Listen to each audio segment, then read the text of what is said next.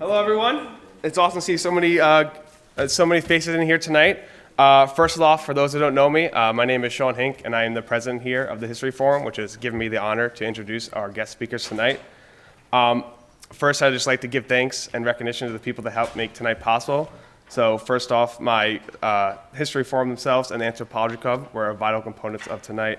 And also thank you to all the professors who took the time to talk about the events in their classes and get people to come by. I know a lot of people are on YouTube tonight watching, so yeah. I would also like the time to make a quick special mentions for people that went above and beyond to make tonight possible. First, Dr. Margaret deserves recognition for coming up with the idea in the first place. Early last semester, she came up to me, and the rest was history, pun intended. Dr. Mazurek also designed the poster you see above here tonight, so thank you for that, because I am awful at anything graphic designing. So my thanks to her are endless. Also, Fiona Stockdale went above and beyond as well, more than probably anyone else. Fiona is currently a graduate student of history here at Brockport, but more impressively, she's the head of the Knapp Museum here in the town on Main Street, and a Brockport Village historian. Fiona tonight was in charge of the visuals and the head of public relations. Without her, I'm sure many of you wouldn't even be here today. So thank you, Fiona. Now for tonight's guest speakers. Up first tonight is SUNY Distinguished Service Professor Emeritus Dr. Bruce Leslie, who had a wonderful 50 years teaching in Brockport's History Department. Following suit is Emerita Professor of Anthropology and Brockport Town Mayor for 3 consecutive terms, Margaret Blackman. She is also the co-chair of Bridging Brockport, the village's committee overseeing the Main Street Bridge closure. Huge thanks to them both for accepting the invitation to speak at tonight's event. Before we get to our 2 guest speakers, Fiona has a little bit to say herself. Thank you. So Sean kind of introduced me, so I'm going to move over here, I'm getting cues. Okay, so Sean already introduced me, but I just want to give another little credit. I'm also a GA for Health Promotion and Prevention Education here on campus. I credit a lot of my marketing skills and public relations skills to them. They're a great office, they work in public health, and there's a lot of intersectionality between that position and what I do with Knapp as well. I also want to give a quick land acknowledgement and remind everyone and recognize that we were on seized territory of the Onondaga Seneca Nation of the Haudenosaunee Confederacy, and we are committed to centering the voices of Indigenous cultures in all spaces where there has been inclusion and erasure in the past. And then I also just want to thank everyone for coming and just kind of touch on this theme of interconnectedness. So the Canal is a symbol of interconnectedness. It brought lots of people together. It moved migrants all over the state, all over the country. And then from the Canal, we saw how New York becomes the burned over district, right? We see new religions, we see new social movements, abolition, women's rights. And then that kind of ties in today. We have all different people from all different backgrounds. We have people at home, we have people here, we have students, we have community members, and they're all here to hear about the Canal and the same theme of interconnectedness. And yeah, just thank you all for coming today, and that's all I kind of wanted to say, so thank you. Thank you, Sean and Fiona. Can you hear me? Any problems? Was that a thumbs down, John, or a thumbs up? Okay, great. Well, thank you to the History Forum for the invitation. It's a venerable organization. When I came here in 1970, it was already a thriving organization, and I think I was first involved in the program about 50 years ago. And thank you to the very lively Anthropology Club. I've been lucky enough to be at some of their events, thanks to being a neighbor of Mayor Blackman. But I must say, when I arrived in 1970, I had a disappointment. I was so excited that thought I was coming to the Erie Canal. And instead, what? It was called the Barge Canal. And here I had grown up, of course, on this. You spent your life, I wouldn't part with itself. 15 years on the Erie Canal. Get up there, gal, we passed that lock. We'll make room for 6 o'clock. Notice it says 15 years. That's the original wording. It was changed. I grew up learning about 15 miles on the Erie Canal. We're particularly lucky in Brockport in terms of Erie Canal music.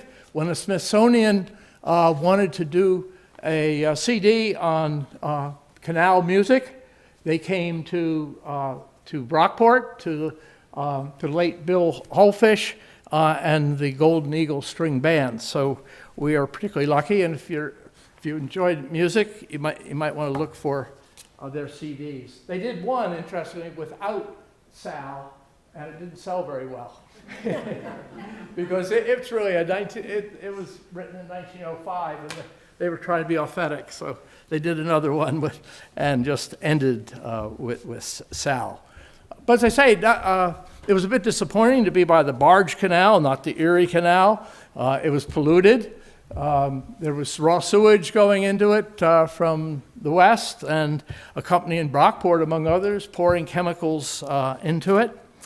And I remember Governor Nelson Rockefeller threatening to fill it in. So I was quite disappointed. But what a contrast to today, with the canal being a center of recreational and cultural activities, and a draw of historical tourism.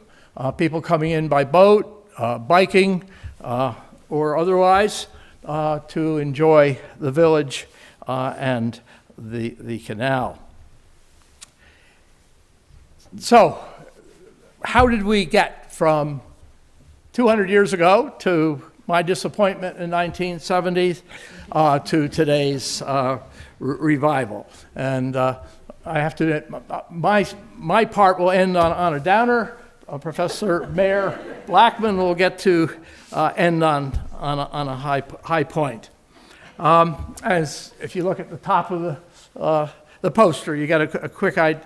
I think that was when you dedicated the kayak launch. The adapted kayak launch. Okay, and well, we're talking about the Erie Canal. I'm going to focus on 200 years ago, on the lead up to the creation of the canal, and a bit on the first half century.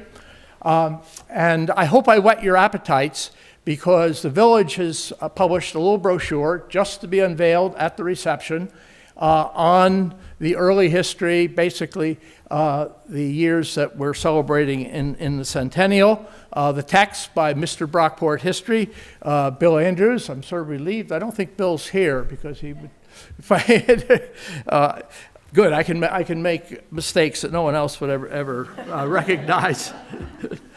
And then Mayor Blackman will talk about the creation of the modern canal and its revival, and while she probably would be too modest to say it, she's been, in fact, very involved in that. Well, I'd like to think we're pretty much launching 2 years of celebrations. Why have one party when you can have two? We've got 1823 for the canal reaching us, and 1825 when the full canal opened up from Albany to Buffalo. At any rate, so let's go back over 2 centuries. Think back to the colonial days and early days of the Republic, of 13 colonies and states, pretty much hemmed in by the Appalachians, although with lots of desire to move into the Midwest and that whole area beyond the Appalachians. In the north, the only breakthrough was basically through the Mohawk River. It offered the only real break in the Appalachians in the north. Dutch and British farmers had farmed the Mohawk Valley. Some of you have probably read Drums Along the Mohawk, set in that period. Professor Daly has. I'm glad to hear. But there was still no water route from, I guess I don't have a pointer, but basically on the left half of the map, from Oneida Lake to Lake Erie. There were some ways to get up into Lake Ontario and go up through Canada, but really no easy way to take advantage of the economic possibilities of the Midwest. There were attempts to improve navigation. 1792, the Western Island Lock Navigation Company was formed, and it smoothed out parts of the Mohawk. It built a couple of very small canals to go around some of the rapids, and improved the connections to Cayuga Lake and Seneca Lake, and showed the economic possibilities by dramatically lowering the transportation costs of the goods that had been grown around the Finger Lakes, getting them to market.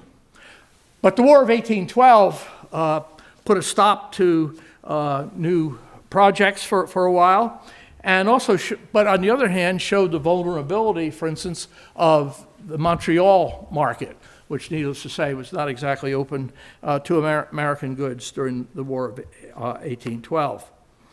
And east-west trade was very difficult. The only way you could really get from east to west was by wagon, and we have numerous accounts of the miseries of being in a wagon. So say to get things from Albany to Canandaigua or to Batavia, which are the market towns in our area, it wasn't much fun. One account said the great part of the turnpike was a causeway formed of trunks of trees. And so sparing had the inhabitants been with their soil that we could have counted every tree we jolted over. Well, after the war, it was pretty well agreed that they needed a canal. The question was who would pay for it. And that cues us into the debate over what was at the time was called internal improvements, what today we would call infrastructure.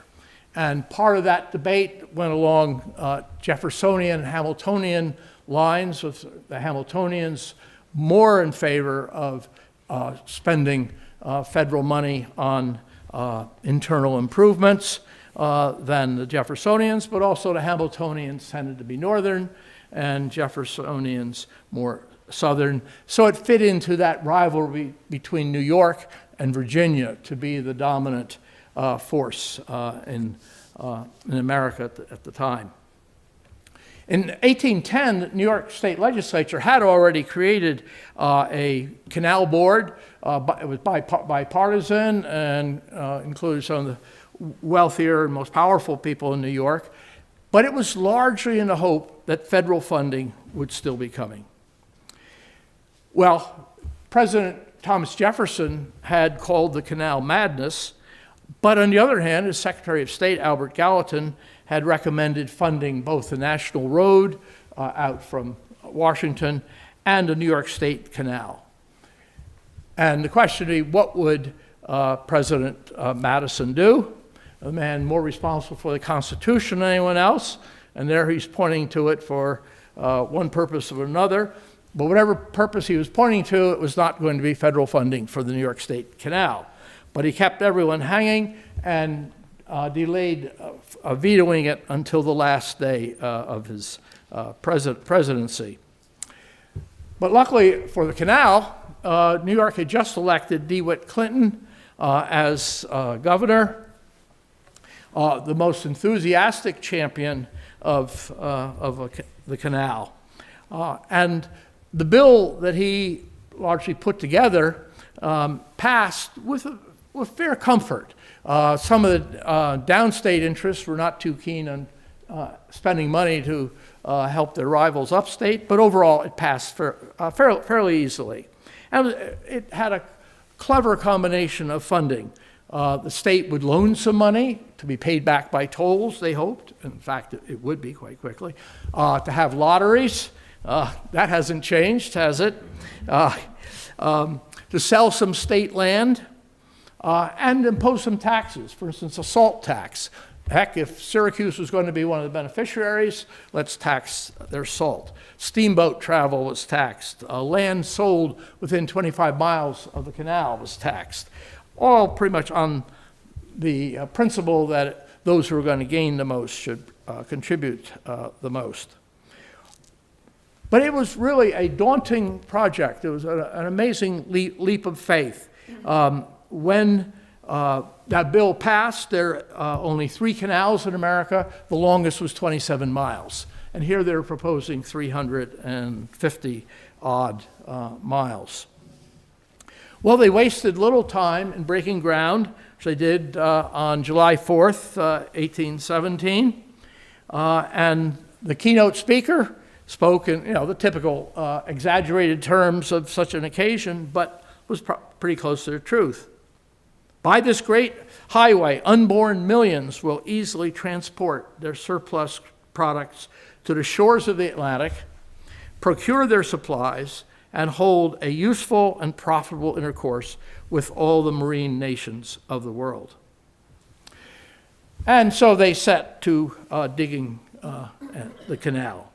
Part of it was pretty mundane and boring. Really, Clinton's ditch, 40 feet wide and 4 feet, 4 feet deep. It would have come up to about here. And what would 40 feet be? Well, needless to say, very narrow. And so the area, the canal, particularly from Utica to Syracuse, and then from Rochester to Lockport, was pretty straightforward, digging a ditch. But other parts of it were truly a technological marvel. Obviously, the main problem was that Buffalo was 573 feet above Albany.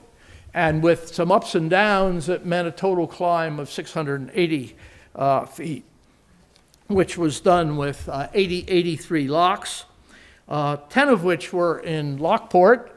I don't know if that's eponymously named, but it's certainly logically named. 10 locks which rose over 60 feet.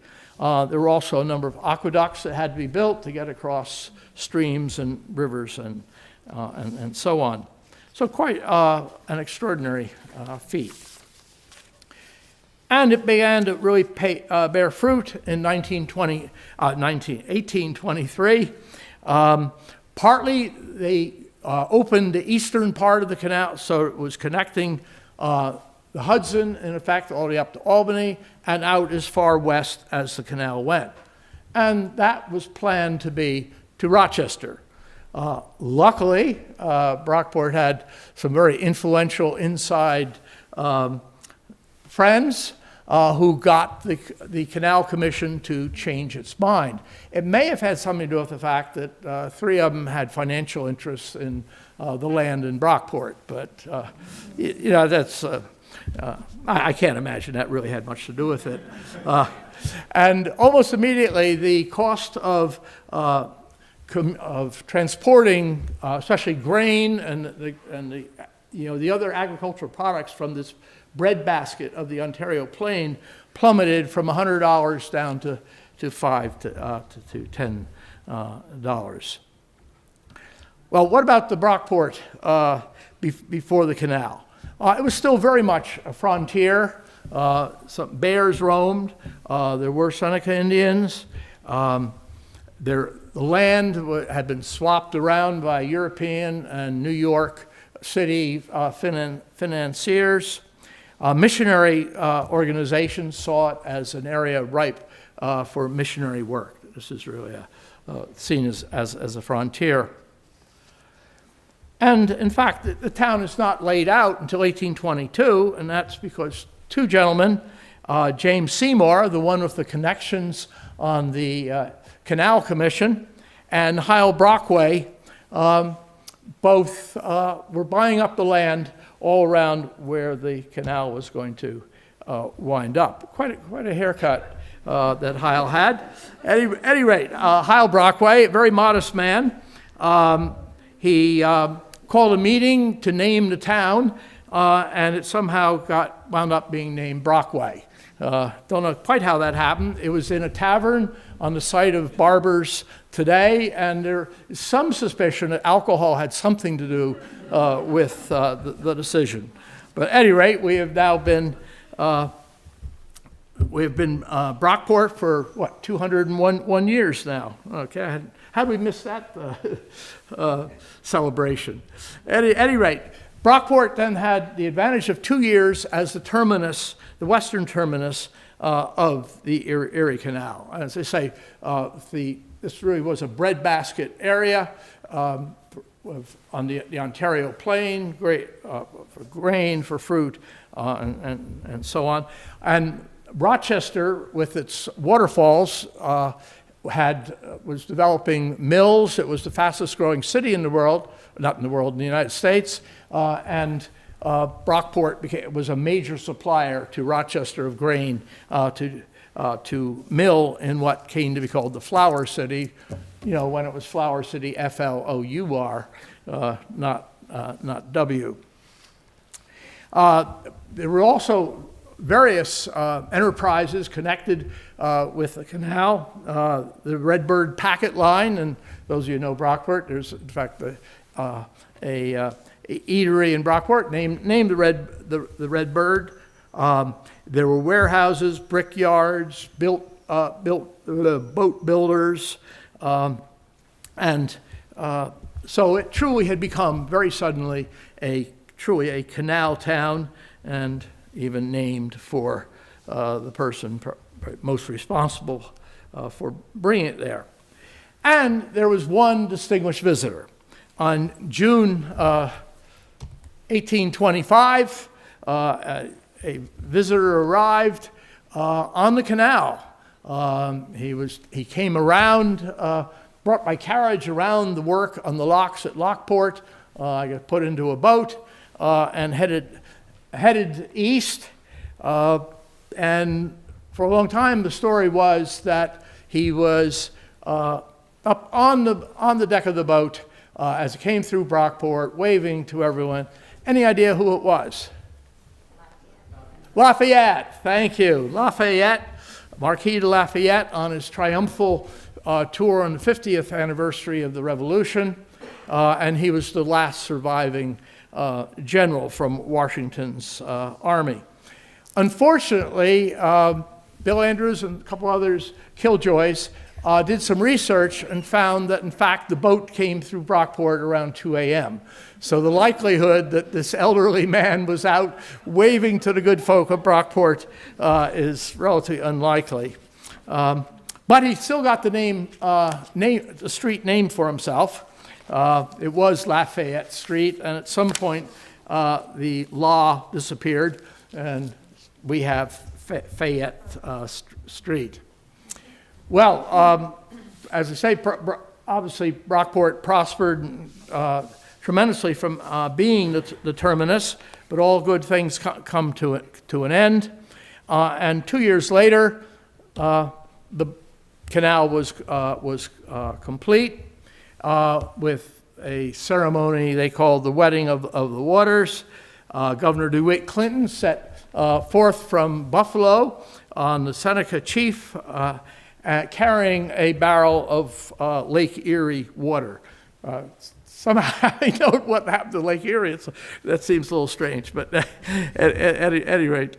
And there was a cannon relay. They set off a cannon from Buffalo, and I guess at whatever distance you could hear them, all the way down to New York City, and then all the way back. There's no telegraph yet, no telephone, and apparently it took 83 minutes for the cannons to go down and come back. Well, he arrived, in this case, Clinton did arrive at 9 a.m., and so apparently everyone was up on October 27th of 1825, and Brockport welcomed them, according to the local newspaper, by the firing of cannon and other testimonials of joy. After an address, the committee received congratulations of a number of ladies and gentlemen. The bank of the canal was lined with spectators who greeted them with enthusiastic huzzas, whatever a huzza is, but I guess it's a good thing. At any rate, he arrives in New York Harbor on November 4th and pours his Lake Erie water into New York Harbor, and thus the Wedding of the Waters. Well, the canal was an immediate success. Toll income was very rapid. It paid back the state loan within, I think it was 10 or 12 years. And Brockport was one of the 7 places where toll collectors were. And that meant that this fair-sized amount of capital was deposited in the Brockport Bank, and apparently did a good bit to help launch other businesses. Well, there had been the expectation that the freight would pay, that would be a big success. People had not realized as much how popular it would be for passenger. And it was often depicted. The Erie Canal was a subject of a lot of interest. Plus, it intersected with the artistic styles of the Hudson River School and general views of sort of American optimism. And this picture you can see at Memorial Art Gallery, if you would like, probably the best of that genre, Pittsford on the Erie Canal, which he did in 1837. This one called Coming Into Town. Notice on the far right-hand side, the gentleman with the horn.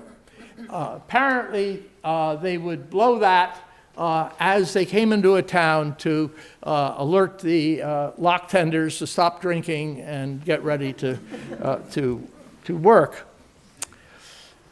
And I don't know how often it was this comfortable, but this must be the first class section. Ladies and gentlemen enjoying themselves. The drawings of the inside did not look nearly as commodious, and I'm afraid there were no bathroom facilities, so I didn't want to think about it. Here's another sort of romanticized one of an Erie Canal town. Note the long ears on the mule. It was no accident they talked about Sal. Mules turn out generally to be the best animal to use rather than horses or oxen. And for one thing, they were a bit smaller than horses. You could store them down below. Well, there's some funny pictures of people trying to pull them on. They weren't always agreeable. But you could keep 2 teams of mules and swap them back and forth. And so on. There were some more realistic pictures of probably more likely what the canal work really was like. That guy slouching along there along with the mules or another. And then there is a dark side. Oh dear. We have to remember if all those animals, unfortunately, they were had to be dealt with one way or another at the end, and I dread to think about the food that the Lackawanna Animal Product Company produced, 80 years before The Jungle was written. Well, the Erie Canal obviously had tremendous impact on New York City, New York State, really made New York City the dominant city, surpassing Boston, Philadelphia, Baltimore, New Orleans, became the lead city in the country. And it really helped make New York the Empire State, where it and Virginia had been in close competition. The Erie Canal, economically certainly, moves New York far beyond the Virginia. And it opens up the Midwest, not just carrying people, but carrying the products that they create back, and then the products that they want to buy from the East Coast back to them. And it's estimated that something in the range of 2 million immigrants may have come through Brockport on their way going west. Would be particularly English, Scottish, Irish, German, and toward the end, Scandinavian. Well, the Erie Canal, of course, also had massive local impact. As we talked about before, it Brockport became a real agricultural center. Of course, it still is. We still have much of our industry to this day involves food, and I believe bird's eye was invented here. But that was long in the future. There were, obviously, the packet boats became so profitable that Brockway's son-in-law went into operation in opposition to him. I can't imagine that helped dinner table conversation. And the competition was so fierce that involved flying objects and so on. Well, the canal was undoubtedly an economic boon, but a lot of people question whether it was a social one, that it brought in a whole different culture, particularly around the canal, which often had different views of gambling, alcohol, and so on than did the good bourgeois residents of Rochester or of Brockport. And there would be a reaction against it. Fiona mentioned for the Great Awakening, that the Second Great Awakening would be launched in Rochester in 1830-31 by Reverend Charles Finney.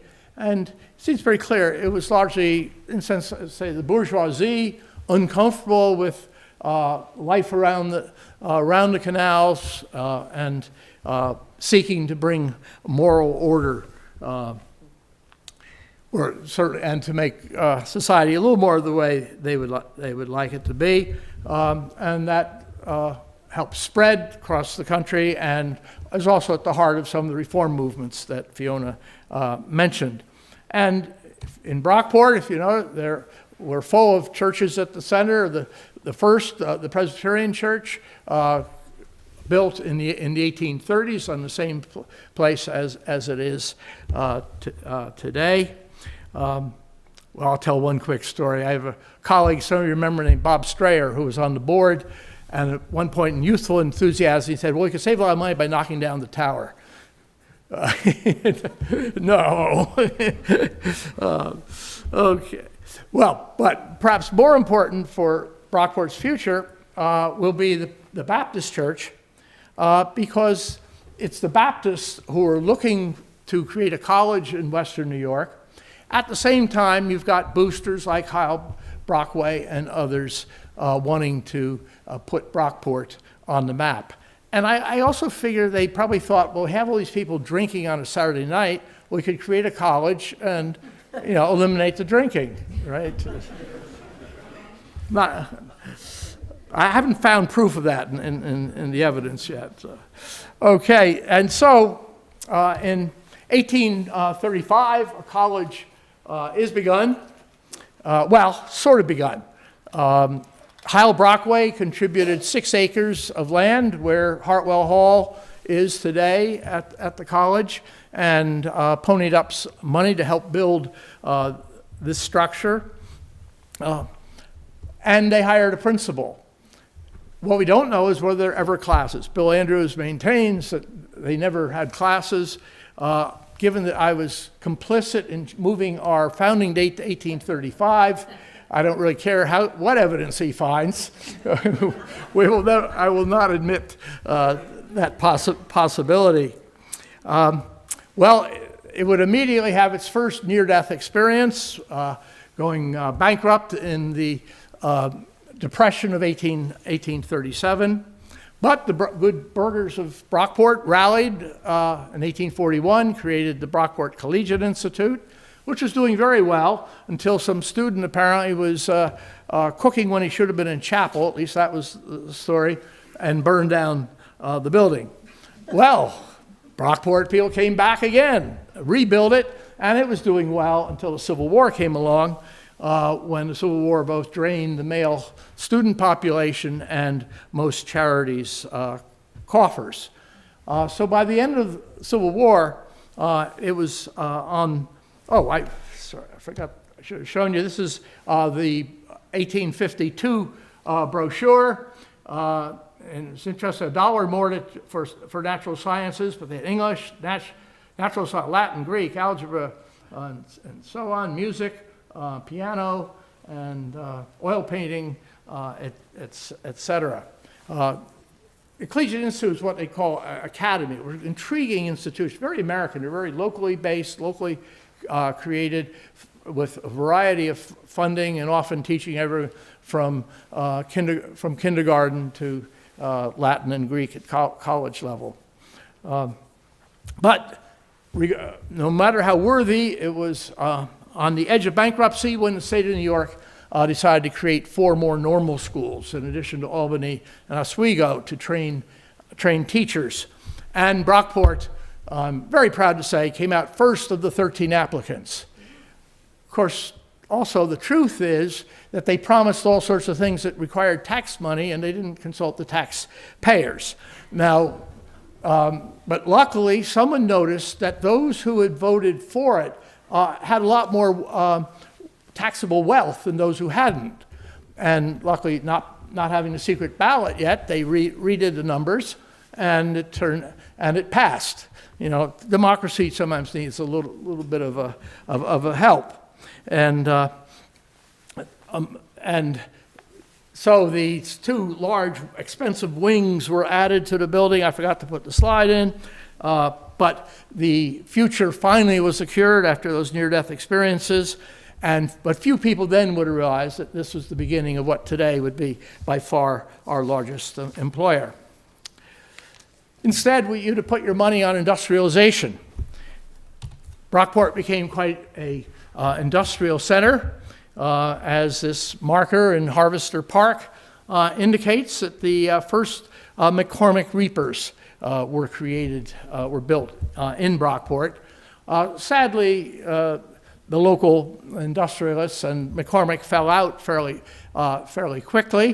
There are vast papers, I think now at Morgan Manning, they used to be at the college archives, on that. Abraham Lincoln was peripherally involved in the case.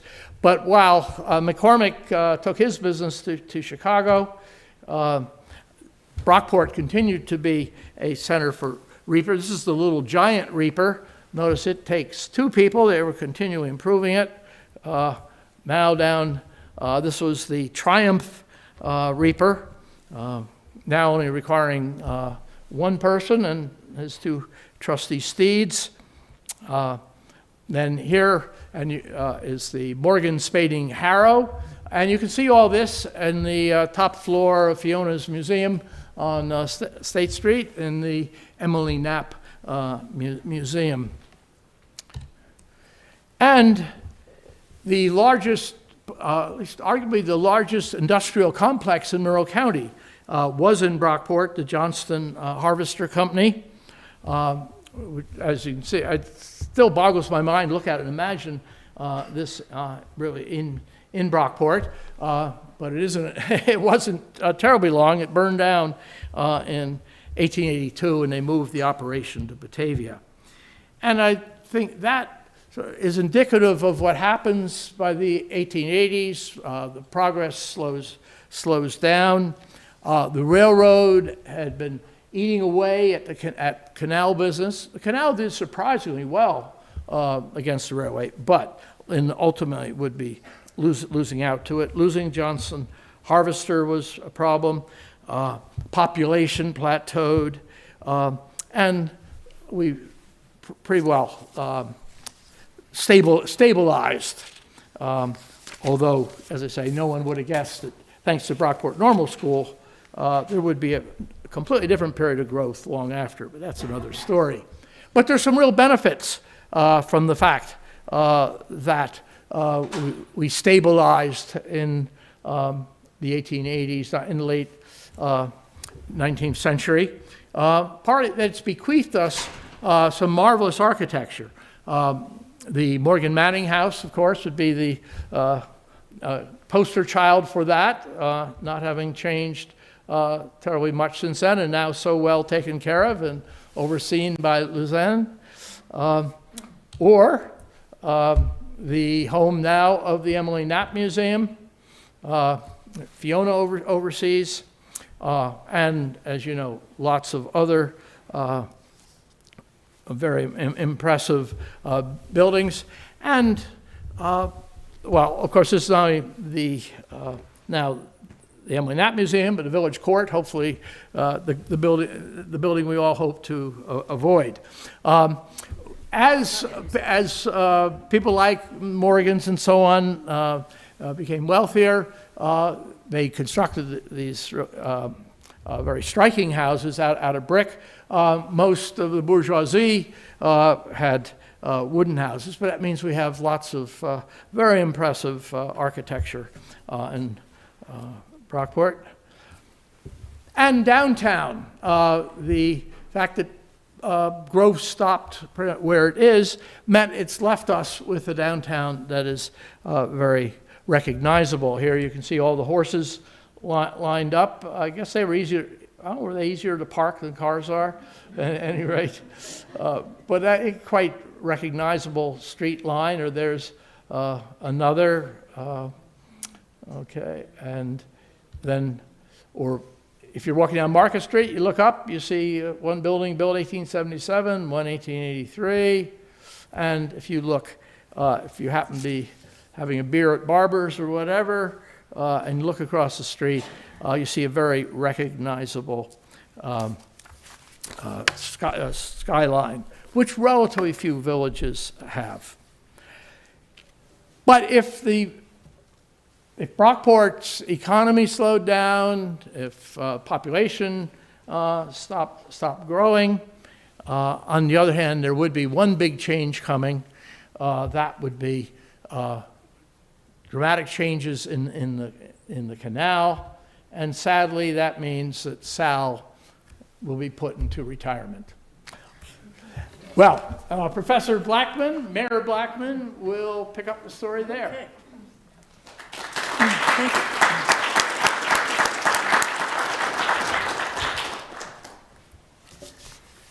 Okay, I called this part fast forward because we're going to move into the 20th century to today.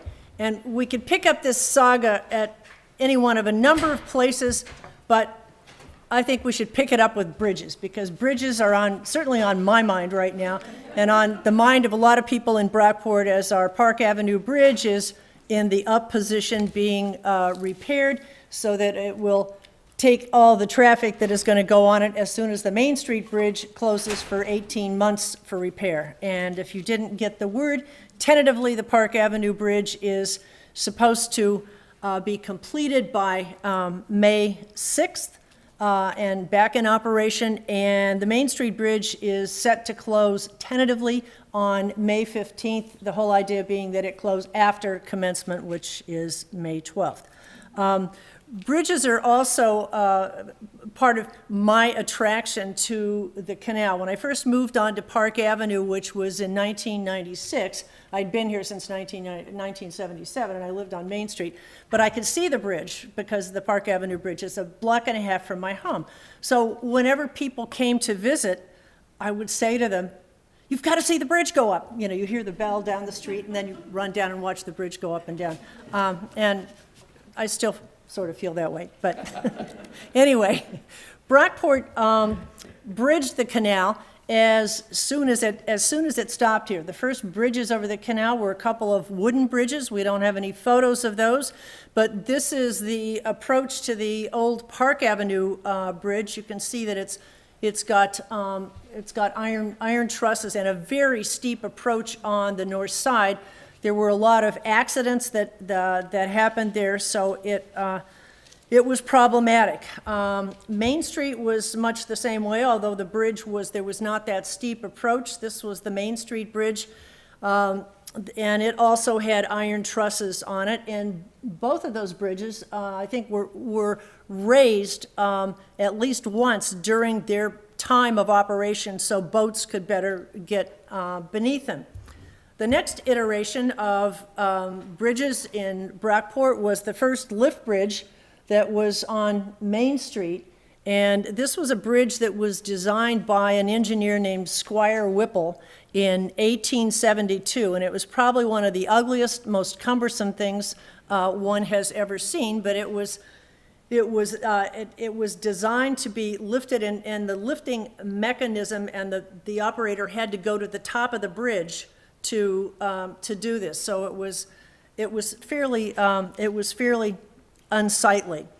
Brockport's two familiar lift bridges, the current Park Avenue Bridge and the Main Street Bridge, are 110 years old and 108 years old, respectively. And they accompanied the widening of the canal, which took place, which became known as the Barge Canal.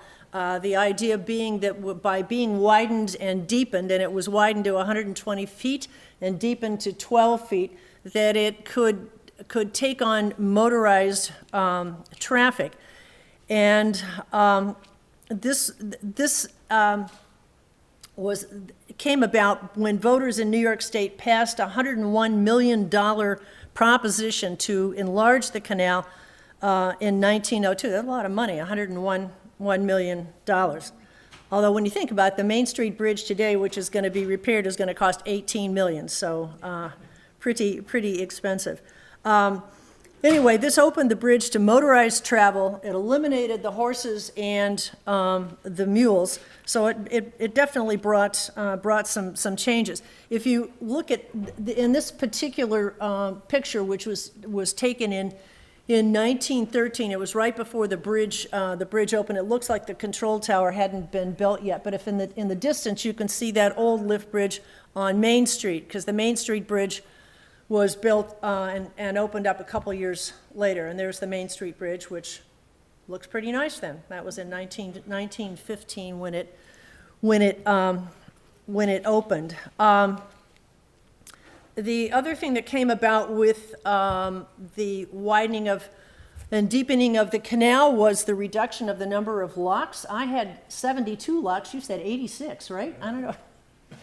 Maybe they reduced them down to 72, but at any rate, when they did this with the widening of the canal, the locks were decreased from 72 down to 38, and they're currently 38 on the Erie Canal. The picture on the left here is on the Seneca-Cayuga Canal, where we happened to go last week, and it was very handy to see this other piece of the canal. And this is one of 4 locks on that short canal. The canal is only 20 miles long, but there are 4 locks on it. The other thing that was part of this expansion and development of the Barge Canal was the creation of 18 guard gates on the canal, on the Erie Canal, and this is the Brockport guard gate, currently in the down position, which we'll see why shortly. But anyway, the idea of the guard gates is that they, by having the guard gates, they can block off an area of the canal where there might be a really bad rupture or leak, or where they were doing construction or something like that. Those of you who've been around here may remember about a year and a half ago, the guard gates were down, and it was after the canal had opened in the summer season, because there was a big leak on Erie Street. And they had to put in this sheet piling that was quite impressive, and so they drained the canal a bit. Everybody was very unhappy because the canal had just been filled, and people wanted to use it, and so there it was, drained for a period of time while they fixed that particular leak. As Bruce mentioned, the railroad had undercut shipping on the canal. But the canal was still, when it was the Barge Canal, a major shipping highway. The peak year of shipping on the canal was 1855, with 33,000 shipments. In 2022, there were 130 shipments on the New York State canals. And I put this map up here to show you, it's similar to the one that Bruce had up, but it shows there are 4 canals on New York State canals. The big Erie Canal, of course, which goes across the street, that little by the Seneca and Cayuga Lake, that little red line there that goes up to the Erie Canal is the Cayuga-Seneca Canal, the one that's only 20 miles long. There's the Oswego Canal that goes from Oswego on Lake Ontario down to the Erie Canal. And the other one is the Champlain Canal, which goes from Waterford on the Erie Canal up to Lake Champlain. So the other canals all join in to the Erie Canal. In the 19th century and early 20th century, even in the early 20th century, the early shipments were predominantly wheat, flour, and lumber. And this is a familiar photo that you may have seen. It's been around Brockport in various places. And this was before, you can see that old Main Street lift bridge in the background. This was before the canal was widened. And I'm really curious, because you can see the line coming out from the front of the boat, what it's being pulled by. Is it being pulled by a tug, which is possible at that time, or is it being still pulled by, by mules? Today's shipments on the canal are kind of interesting, and they are usually, obviously, there aren't nearly as many of them, but they tend to be products that are valuable and are cumbersome to ship in other ways. On the left-hand side there is some Navy sonar equipment that was being shipped last year on the canal. And on the right-hand side, going through a lock, are the fermentation tanks for Genesee Brewing. You may remember when Genesee Brewing got this big shipment from China that came on the canal. I have no idea how they unloaded it or where they unloaded it, but anyway, they were all shipped on the canal. And then this is the last freighter that operated on the canal. It was retired in 1994. It was called the Day Peckinpah, and it was brought to that place under its own power to be sort of a living museum. But it operated until 1994 on the canal. The canal. The New York State canals, and I should say all of them, are also a source of hydropower. And amazingly enough, we happened last weekend when we were in Waterloo, we happened upon these hydro turbines on the Seneca-Cayuga Canal. Nearby is a power station where the water goes. I don't know exactly how they work. I didn't see them turning, but even on that little short canal, there's hydropower. They don't produce a lot of New York's hydro, only about 2.3%, but they're there, and they're an important part of what's happening on the New York State canals. The Erie Canal also provides water for 47 farms, and most of these farms are in the western part of the canal. You've probably, even in this area, you may have seen that the piping that comes up from the canal and goes to some field offhand, and so that it's water for agriculture has happened for a long period of time. And all of this brings money too, because you have to have a permit to take water from the canal. There are 25 golf courses in the state of New York that take their water from the Erie Canal. This is Oak Hill Golf Course, site of the upcoming PGA tournament, and they have had a permit to take water from the canal to water their golf course since 1936. So interesting bit of it. Fishing, believe it or not, has in recent years become a major recreational industry in western New York that has an impact on the canal. And because it depends on canal water that's released into local streams when the fish are spawning. And we noticed this last year in the fall. All of a sudden, the water on the canal, on the Erie Canal, went down about a foot in Brockport, and we didn't know what was going on. We were sort of fearful because we have this great new kayak dock on the canal, and we thought, how much are they going to drain this thing? And then we learned that it was because of the fish spawning, and that's another reason why the water in the canal in Brockport has stayed longer than it used to stay. They used to drain it by early November, maybe by the second week in November, and now they wait and drain it in December for that reason. It seems apparent that whatever department of the state of New York controls the canal has a big effect on what is done with the canal, what can be done with the canal, and how much money is put into the canal. Back in 1894, the state amended its constitution to say that the canal shall remain the property of the state and under its management forever. And then between 1876 and 1967, the canals were under the Department of Public Works. Between 1967 and 92, they were under the New York State Department of Transportation, Division of Waterways. And then in 1992, the Canal Corporation was created, which oversees New York State canals, and it was put under the Thruway Authority. And I know Bruce sort of referred to this fill-it-in philosophy that we heard about. As recently as 2012, there was an article in the Democrat and Chronicle talking about this, people wanting to fill in the canal, and particularly the New York State Thruway Authority, which did not want to give any of its toll money to run the canal, which it was obligated to do. In the end, it did. But the canal did have problems under the Canal Corporation, under the Thruway Authority. But beginning in the 1990s, the emphasis begins to change to tourism and recreation as a major aspect of the canal.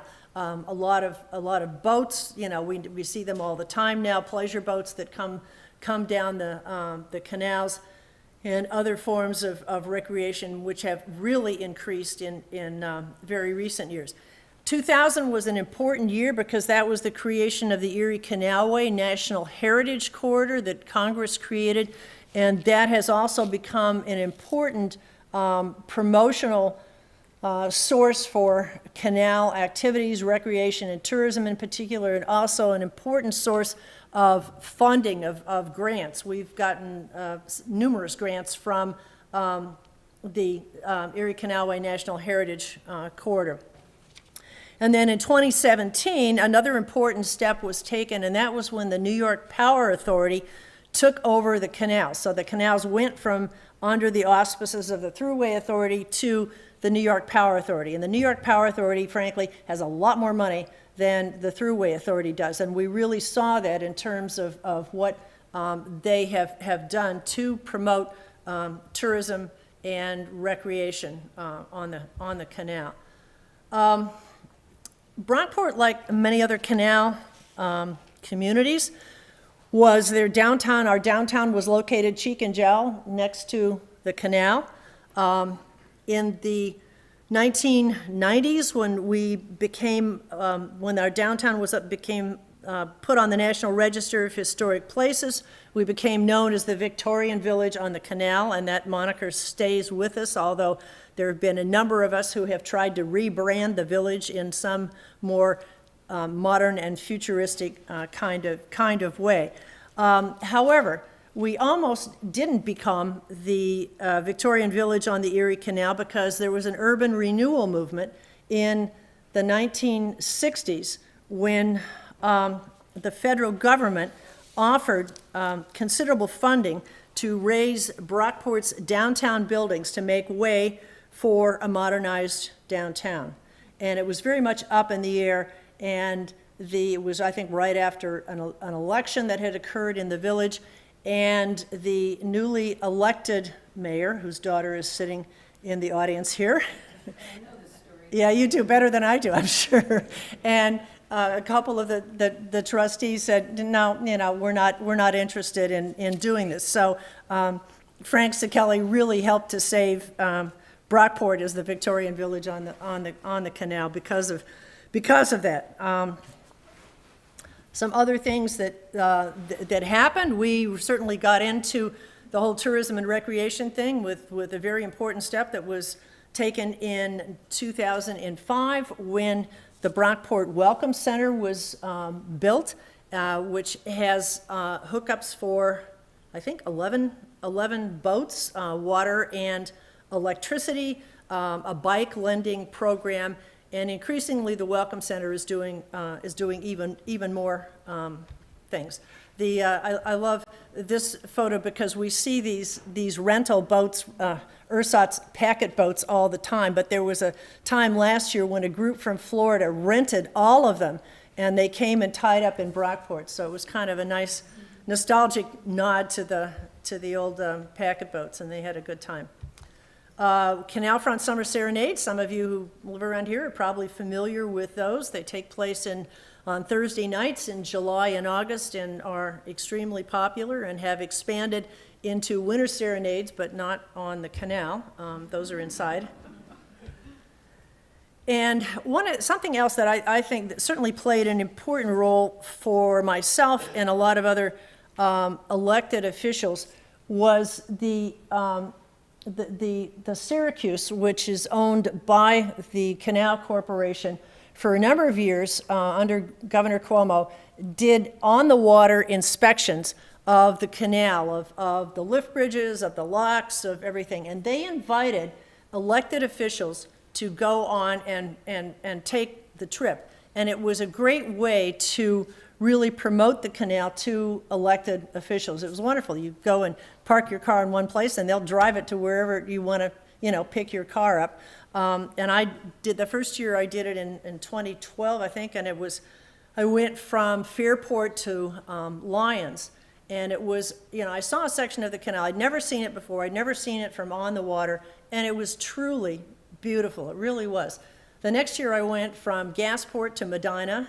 And then the last time I did it, I put my bike on board, and I went from Holly to Spencerport, and then biked back. But that played a big role in my love of the canal, and I could really see how much it had changed, because I, like Bruce, saw it when I first came here as this polluted thing.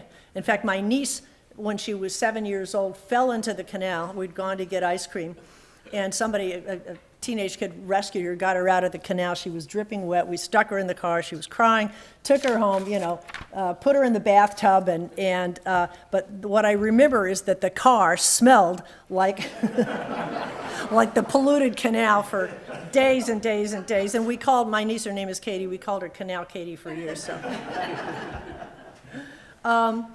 Couple of other things that have happened that are really, I think, an example of Brockport's sort of dedication to the canal and enthusiasm about the canal. We got a grant to put in the first adaptive kayak dock on the Erie Canal. And this has been really great because it has really, this is at the Welcome Center. It has made, it is designed as an adaptive kind of dock so that people of all abilities can can get into a kayak and can paddle on the Erie Canal, and it's been great.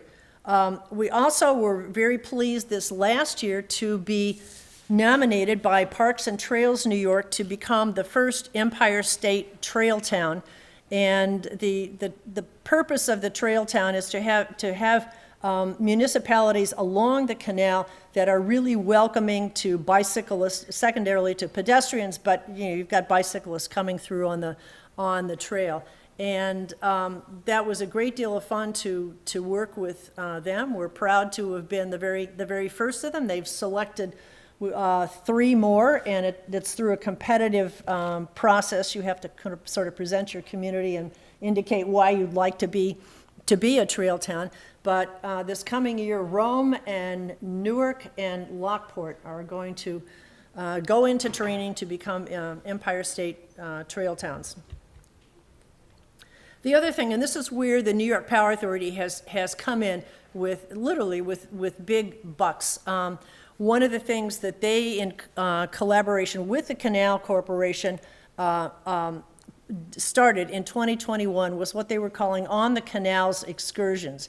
And communities could apply to have On the Canals excursions, and the NYPA, the Power Authority, supplied successful applicants with the equipment to do that. They bought kayaks for us. They bought us a trailer to haul the kayaks in. They paid for tour guides to lead these tours on the canal. And then, so we've done the summer ones for 2 years, and then this winter we did On the Canals excursions in the wintertime, plein air painting through Sarah Hart at Hart Gallery, and snowshoeing, which the winter was terrible for snowshoeing, but I think they got out on snowshoes a couple of times. And then probably everybody has heard about the Reimagine the Canal pedestrian bridge and seen this, you've probably seen this, this example of it. Was something that, again, it's being funded by the New York Power Authority in collaboration with the Wilson Foundation. And it is a pedestrian bridge that is going to link Commissary Park on the SUNY Brockport campus to the Empire State Trail across the canal.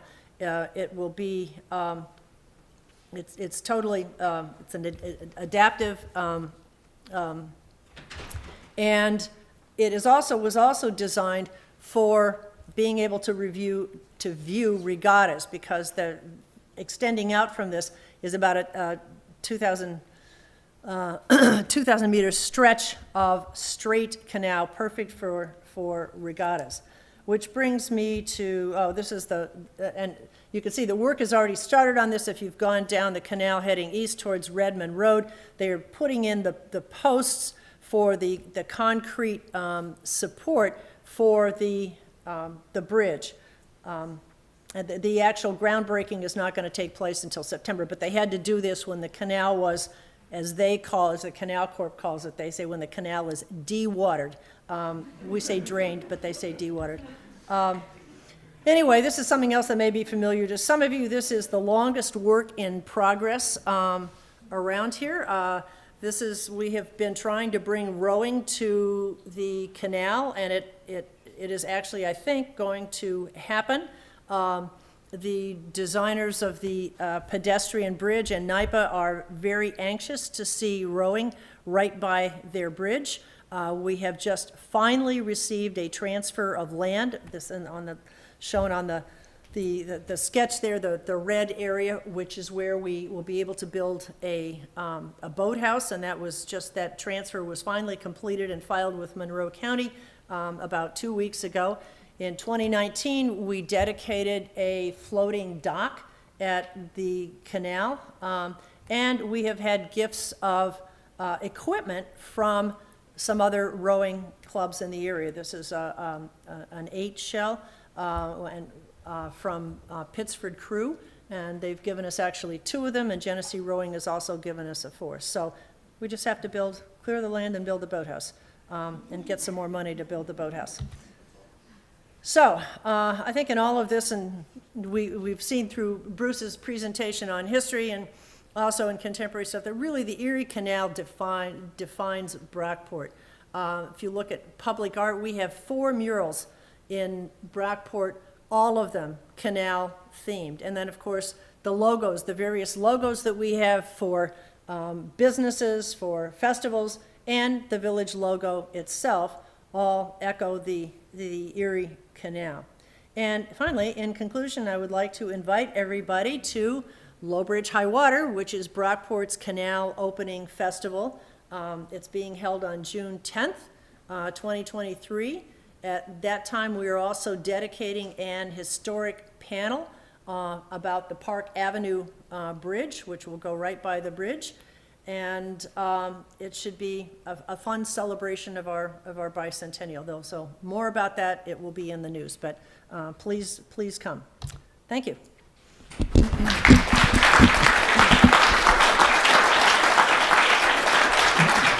I was glad to see Sal has a new job greeting visitors. Yeah.